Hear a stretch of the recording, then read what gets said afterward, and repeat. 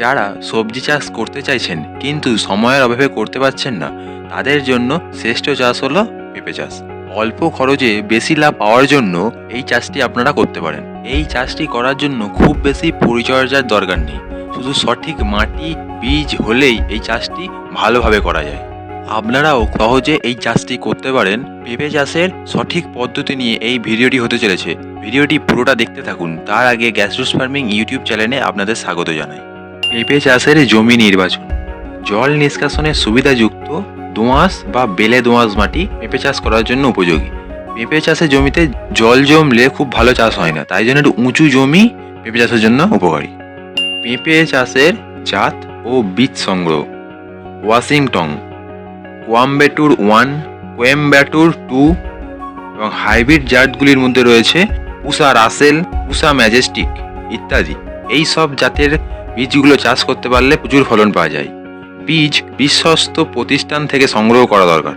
প্রতি হেক্টরের জন্য 150 থেকে 300 গ্রাম বীজ দরকার। বীজ তলায় চারা তৈরি করে নিতে হবে। চারা থেকে চারার দূরত্ব 1.5 থেকে 2 মিটার হতে হবে। চারা রোপণের জন্য 45 x 45 x 45 সেমি গর্তে করতে হবে। গর্তের ওপরের মাটি এক পাশে ও নিচের মাটি অন্য পাশে রাখতে হবে। চারা রোপণের 15 থেকে 20 দিন আগে গর্তের ওপর মাটি দিয়ে 15 কেজি পচা গোবর, 250 গ্রাম জিপসাম, 500 গ্রাম টিএসপি, 20 গ্রাম জিঙ্ক সালফেট মাটির সাথে ভালোভাবে ভরাট করে দিতে হবে এবং বাগানে সেচ দিতে হবে। সার প্রয়োগ পদ্ধতি। প্রতি বছর প্রতিটা গাছে 15 কেজি করে গোবর সার দিতে হবে। তাছাড়াও প্রতি গর্তে নাইট্রোজেন, ফসফেট, পটাশ 3 বারে সমান ভাগ করে গাছ লাগানোর পর 3 মাস অন্তর অন্তর দিতে হবে। মাটিতে যথেষ্ট রস না থাকলে সার দেওয়ার পর সেচ দিতে হবে। পেঁপে গাছের পরিচর্যা। গাছের গোড়া থেকে আগাছা পরিষ্কার করতে হবে ও কোদাল দিয়ে গোড়ার মাটি কুপিয়ে আলগা করে দিতে হবে। চারা লাগানোর 5 থেকে 6 মাস পর ফুল আসলে প্রতি গর্তে একটি করে স্ত্রী গাছ রেখে বাকিগুলো তুলে ফেলতে হবে।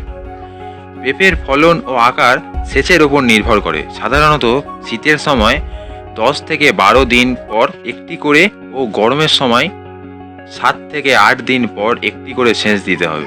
চারা লাগানোর 8 থেকে 10 মাসের মধ্যে ফল পাওয়া যায়। ফল খুব বেশি থাকলে সবগুলি সমান বড় হতে পারে না, কিছু ফল ছোট বা মাঝারি অবস্থায় পেরে নিতে হবে। পেঁপের ফলন। উক্ত নিয়মে ও পেঁপে চাষ করার সঠিক পদ্ধতি অনুসরণ করলে হেক্টর প্রতি 40 থেকে 60 মেট্রিক টন ফলন পাওয়া যায়। আজকের ভিডিওটা এই পর্যন্তই। ভিডিওটি ভালো লেগে থাকলে লাইক করুন, চ্যানেলটিতে নতুন হয়ে থাকলে সাবস্ক্রাইব করুন এবং আপনার পরিচিতদের মধ্যে ভিডিওটা শেয়ার করুন। পুরো ভিডিওটা দেখার জন্য অসংখ্য ধন্যবাদ।